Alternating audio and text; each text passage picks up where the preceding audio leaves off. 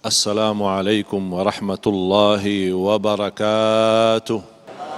الحمد لله رب العالمين حمد الشاكرين حمدا كثيرا طيبا مباركا فيه مباركا عليه كما يحب ربنا ويرضى. أشهد أن لا إله إلا الله وأشهد أن محمدا عبده ورسوله. اللهم صل وسلم وبارك على سيدنا محمد وعلى آله وصحبه ومن تبعهم بإحسان إلى يوم الدين. سبحانك لا علم لنا إلا ما علمتنا إنك أنت العليم الحكيم. Kalau selalu bergabung bersama orang salih, insya-Allah akan membawa sifat mereka, akhlak yang mulia mereka, dan insya-Allah mendapatkan ilmu-ilmu dari mereka. Saya sendiri ketika mengupas dan mempelajari Al-Quran, bisa saya mendapatkan sebuah surah yang bisa mewakili atau menantar saya untuk ma'rifatullah lebih baik. Suratul Fatihah. Suratul Fatihah surah yang paling agung di dalam Al-Quran. A'zamu suratin fi kitabillah. Surah yang paling agung. Menjadi pembukaan Al-Quran.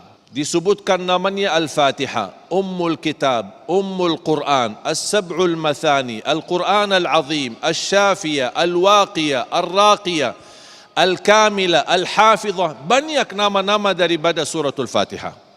Dan salah satu yang saya menemukan ketika membaca suratul Fatihah adalah berdialog dengan Allah Subhanahu wa taala. Sebagaimana disebutkan di hadis yang diriwayatkan Imam Tirmizi, Allah Subhanahu wa taala berfirman di hadis yang qudsi, qasamtu as-salata baini wa baina 'abdi nisfain. Aku telah membagikan salat itu dua bagian. Ulama menartikan kata salat di dalam hadis itu adalah suratul Fatihah. Berarti salah satu nama suratul Fatihah adalah as-salah. Tidak sah salat kita tidak membaca suratul Fatihah. Dan subhanallah, suratul Fatihah setiap ayat yang kita baca Allah langsung menjawab.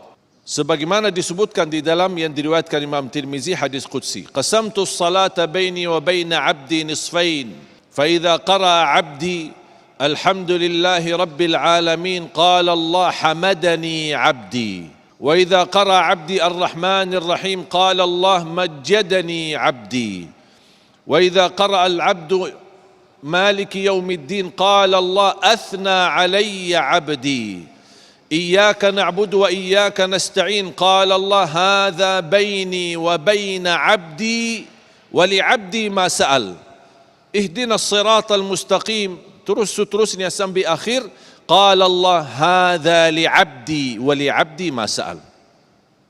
Yang artinya ketika kita memulai membaca suratul Fatihah, dan saya tidak membahas masalah bismillah apakah bagian dari suratul Fatihah atau tidak bagian dari suratul Fatihah, apakah di ayat yang pertama atau sama dengan surah-surah yang lain menjadi pembukaan buat surah. Itu menjadi berbeda pandangan antara ulama dan itu bukan bahasan kita. Tapi kita ambil inti daripada suratul Fatihah. Ketika kita membaca bismillahirrahmanirrahim, alhamdulillahi rabbil alamin, Allah menjawab, hambaku telah memujiku. Dan mulai dari alhamdulillahi rabbil alamin, dan ini merupakan kalimat yang sangat sederhana, tapi merupakan sempurna doa dan mewakili semua doa, khususnya bagi orang awam yang tidak bisa berdoa dengan kata-kata yang sempurna, apalagi belum menghafal Asmaul Husna. Alif Lam Mim alhamdu itu lil istighraq, mewakili, menabungkan, menumbulkan seluruh pujian dan kata-kata yang tersempurna yang dipuji kepada Allah Subhanahu wa taala. Makanya Rasulullah SAW bersabda di hadis yang sahih, afdalud du'a alhamdulillahi rabbil alamin. Sesempurna dan sebaik-baik doa ucapan alhamdulillahi rabbil alamin. Tapi coba ketika kita menghadapi masalah, tertekan dengan ujian, kira-kira mulut kita mau enggak bergerak ucapin alhamdulillah? Kalau hatinya tengah dengan Allah, ma'rifatullahnya sempurna di hatinya, sangat gampang mengucapkan alhamdulillah, walaupun saat dihina, walaupun saat dicaci maki, walaupun saat difitnah, tertekan ujian dan musibah, tapi mudah sekali mengucapkan alhamdulillah. bukan arti alhamdulillah saat musibah kita senang adanya musibah. Bukan maksudnya alhamdulillah saat kita difitnah kita senang difitnah, bukan.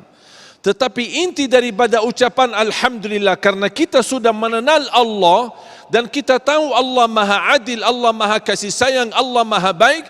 Tidak mungkin takdir datang dari Allah buruk. Walaupun zahirnya buruk, tapi di dalamnya banyak hikmah dan kebaikan. Makanya saya ucapkan alhamdulillah, ya Allah, diuji, ditakdirkan, diberikan fitnah, diberikan bala, diberikan musibah, saya masih berkenan memujimu. Itulah inti daripada ucapan alhamdulillah. Bukan kita saat senangnya lagi menghadapi musibah. Mohon maaf, siapa yang senang dapat musibah? Siapa yang senang dapat sakit? Siapa yang senang dicuri hartanya? Siapa yang senang dizalimi keluarganya? Tidak ada yang senang. Tapi kita berkenan dan kita yakini ini datang dari Allah dan tidak mungkin terjadi sesuatu di muka bumi kecuali dengan izin Allah. Berarti saya tenang hati saya dan saya percaya Allah lebih kasih sayang kepada diri kita daripada ibu kepada anak. Makanya saya ucapkan alhamdulillah. Alhamdulillah, Allahumma salli ala Muhammad wa ala ali Muhammad wa sallim taslima. Sebenarnya semakin mendalami suratul Fatihah, insya-Allah akan semakin mengenal Allah Subhanahu wa taala. Kullul ulumi tafi'u wa tarji'u ila al-Quran. Semua ilmu kembali kepada Al-Quran. Asal usul ilmu, dasar ilmu, sumber berilmu yang ada di bumi kembali kepada Al-Quran. Wa kullul ulumi allati fil Quran tafi'u wa tarji'u ila suratul Fatihah. Dan seluruh inti daripada surah-surah dan ayat-ayat yang ada di dalam Al-Quran bersumber dan berasal daripada suratul Fatihah. Dan inti daripada suratul Fatihah, iyyaka na'budu wa iyyaka nasta'in. Dan disitulah makna yang hakiki daripada ma'rifatullah. Barang siapa yang memahami iyyaka na'budu wa iyyaka nasta'in, dia insya-Allah pasti akan memahami makna dan inti daripada suratul Fatihah. Barang siapa yang bisa memahami inti daripada suratul Fatihah, dia akan mampu memahami makna dan isi daripada seluruh kandungan Al-Quran. Dan subhanallah ketika saya membaca, mungkin banyak pendapat, ada yang bisa mengenal Allah melalui zikir, ada yang bisa mengenal Allah melalui Quran, ada yang bisa mengenal Allah melalui doa, ada yang bisa mengenal Allah Subhanahu wa taala melalui guru. Karena ada ma'rifat bisa dengan mursyid kita, guru yang memimpin kita untuk lebih mengenal Allah Subhanahu wa taala. Saya sendiri bisa mengenal Allah Subhanahu wa taala lebih dalam, lebih dekat, lebih sempurna dan lebih baik melalui suratul Fatihah. Makanya tidak pernah begitu membaca suratul Fatihah di dalam salat, apalagi di luar salat, saya bisa merasakannya bagaimana kehadirat Allah Subhanahu wa taala. Karena Allah mendengar, rasakan jamaah sekalian. Makanya salah satu sunnah, sebagaimana dikatakan Siti Aisyah radhiyallahu anha yang dianjurkan oleh Rasulullah SAW ketika membaca suratul Fatihah, kana Rasulullah sallallahu alaihi wasallam idza qara'a suratul Fatihah yufassiruha tafsira. Ketika Rasulullah SAW membaca suratul Fatihah seperti mentafsirkan, artinya pelan-pelan, khusyuk, perlahan-lahan, tidak pernah menyambungkan ayat dengan ayat selanjutnya. Beda sama yang membaca suratul Fatihah dengan satu nafas. Waladdallin amin sambil takbir satu nafas. Beda sama orang yang memahami ma'rifatullah, yang hatinya berisi dengan ma'rifatullah. Ketika dia membaca Al-Fatihah, dia tahu Allah sedang mendengar, Allah sedang hadir, dan Allah sedang membalas setiap langkah yang kita baca. A'udzu billahi minasy syaithanir rajim. Bismillahirrahmanirrahim. Alhamdulillahi rabbil alamin. Ar-Rahmanir-Rahim. Maliki yaumiddin. Iyyaka na'budu wa iyyaka nasta'in. Ihdinas siratal mustaqim. صراط الذين أنعمت عليهم غير المغضوب عليهم ولا الضالين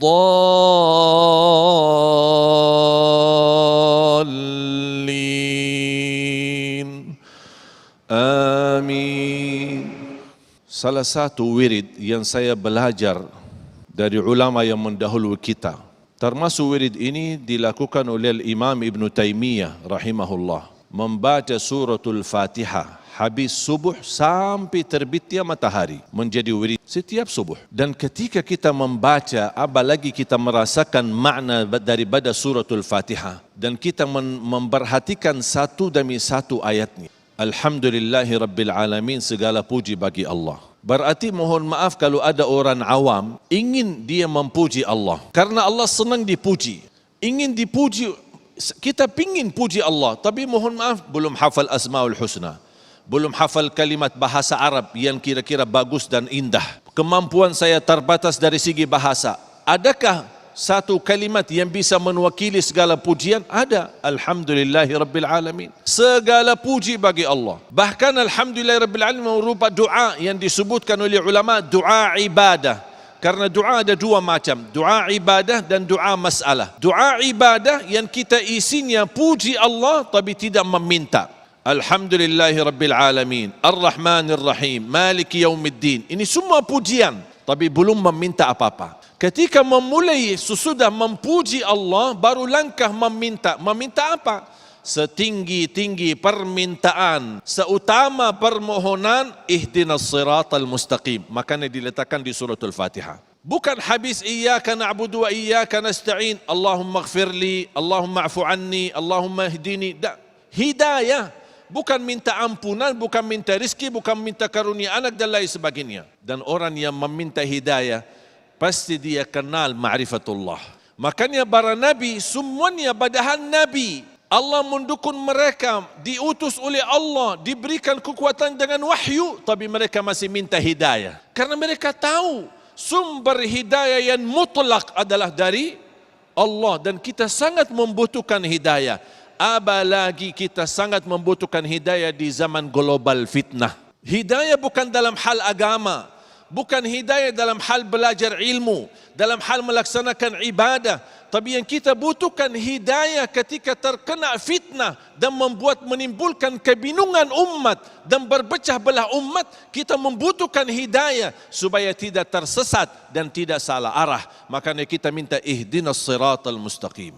Makanya subhanallah, begitu sempurna dialog kita sama Allah subhanahu wa ta'ala. Alhamdulillahi Rabbil Alamin, hambaku telah memujiku. Ar-Rahmanir Rahim, hambaku telah mengagungkanku. Maliki Yaumiddin, hambaku telah memuliakanku. Iyyaka na'budu wa iyyaka nasta'in. Allah jawab. Cuba rasakan enggak Allah menjawab setiap langkah ayatnya. Iyyaka na'budu wa iyyaka nasta'in. Qala Allah, kata Allah, ini urusan antaraku dan hambaku. Karena di sini ada na'budu, ada nasta'in. Ada hak Allah, ada hak kita. Iyyaka na'budu, hanya kepada Engkau ya Allah kami beribadah, dan hanya kepadamu ya Allah kami memohon pertolongan. Dan subhanallah ada kaitan ajaib antara na'budu sama nasta'in. Kenapa di sini dikaitkan dengan kalimat nasta'in? Karena kita ingin mendapatkan ibadah yang sempurna, ibadah yang diridai Allah, ibadah yang diterima oleh Allah, dan kita tidak mampu. Kita sebagai manusia belum mampu, karena mohon maaf, ma'rifatullah yang ada di dalam diri kita masih sangat terbatas. Makanya dengan dasar ma'rifatullah kita tidak bisa beribadah sesuai yang diridai oleh Allah, sesuai yang diperintahkan oleh Allah. Selama ini bisa jadi kita menjalani perintah. Sempurna enggak? Belum tentu. Baik tidak? Belum tentu. Diterima tidak? Belum tentu. Kita belum tahu. Makanya salah satu kunci supaya ibadah kita sesuai yang diridai oleh Allah, sesuai petunjuk Allah, iyyaka na'budu, kita minta pertolongan, wa iyyaka nasta'in. Artinya, ya Allah tolonglah kami agar kami bisa beribadah dengan sesuai yang Engkau ridai ya Allah. Salah satu langkah memohon pertolongan, minta apa? Ihdinas siratal mustaqim. Kalau kita mendapatkan hidayah kepada jalan yang lurus, dalam urus rumah tangga jalan yang lurus, mendidik anak jalan yang lurus, beribadah sendiri jalan yang lurus, tahajud jalan yang lurus, dalam mengurusi negara meminta jalan yang lurus, dalam berdakwah meminta kata-kata yang lurus, ibu rumah tangga meminta yang lurus, dalam kehidupan kita dunia dan akhirat. Ihdinas siratal mustaqim. Makanya saya harap ketika membaca firman Allah ihdinas siratal mustaqim, rasakan yang kita minta hidayah bukan hanya dalam hal agama Islam kita, tapi dalam segala aktivitas. Hablum minallah dan hablum minan nas. InsyaAllah dengan niat dan tujuan tingkat tinggi ma'rifatullah dan kita meminta hidayah itu, InsyaAllah akan dapat yang terbaik dan yang paling lurus dunia sampai akhirat. Amin ya Allah ya Rabbal Alamin. Hadanallahu wa iyyakum ila dinil haq. Billahi taufiq wa hidayah. Assalamualaikum warahmatullahi wabarakatuh. Takbir. Takbir. Takbir.